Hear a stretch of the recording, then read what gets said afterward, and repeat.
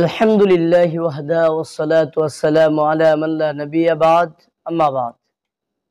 গুরুত্বপূর্ণ একটি বিষয় আলোচনা করব। বিষয়টি হচ্ছে মেহরাব কি মসজিদের অন্তর্ভুক্ত কি অন্তর্ভুক্ত না। অনেক মানুষ মনে করে থাকেন মেহরাব মসজিদের অন্তর্ভুক্ত না।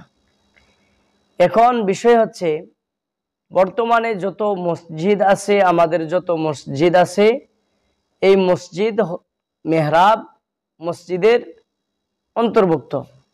যত মেহরাব আছে মসজিদের, সব মেহরাব মসজিদের অন্তর্ভুক্ত।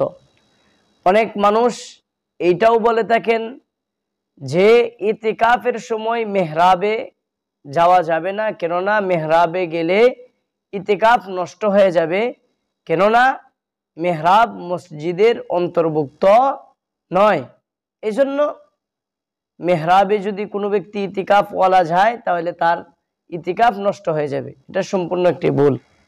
বাহরুর রায়কে 2:26, রদ্দুল মুহতারে 1:646, মুনাইয়ায় 361।